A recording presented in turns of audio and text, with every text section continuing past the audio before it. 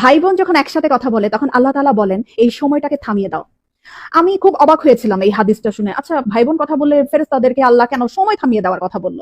পরে যখন ডিটেইল জানলাম তখন খুব কষ্ট লাগলো। ডিটেইলটা ঠিক এরকম ছিল। ভাই বোনের সাথে এই পৃথিবীর পরে আর কখনোই দেখা হবে না। হাসরের ময়দানে না, আখিরাতে না, কেয়ামতের পরে না, জান্নাতে না, জাহান্নামে না, কোথাও না। বাবা মার সাথে দেখা হওয়ার সম্ভাবনা আছে, স্বামী স্ত্রীর সাথেও দেখা হওয়ার সম্ভাবনা আছে, ছেলে মেয়ের সাথেও দেখা হওয়ার সম্ভাবনা আছে, কিন্তু ভাই বোনের সাথে সম্পর্ক শুধুমাত্র এই পৃথিবী পর্যন্তই। তখন এত খারাপ লাগলো ব্যাপারটা জেনে যে আমার যে বোন আছে অথবা আমার যে ভাই আছে তার সাথে আমার আর কখনোই দেখা হবে না এই পৃথিবীর পরে। মানে মরে যাওয়ার পরে তার সাথে আর আমার কখনোই কথা হবে না। এত ক্ষণস্থায়ী একটা সম্পর্ক আমাদের। যারা সম্পত্তি নিয়ে ঝামেলা করে ভাই বোনের সাথে কথা বলে না, যারা অনেক ঝগড়া বিবাদের কারণে ভাই বোনদের সাথে কথা বলা বন্ধ করে দেয়, তারা না করেন না এই ব্যাপারটা।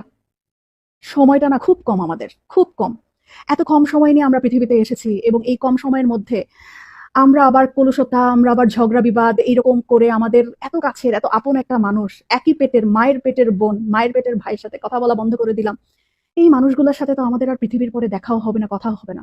কি দরকার মনে এত কষ্ট রেখে? ভুলে যাই না সব, ভুলে যাই। অল্প একটু সময়ের ব্যবধান, তারপরে সব নাই, শেষ।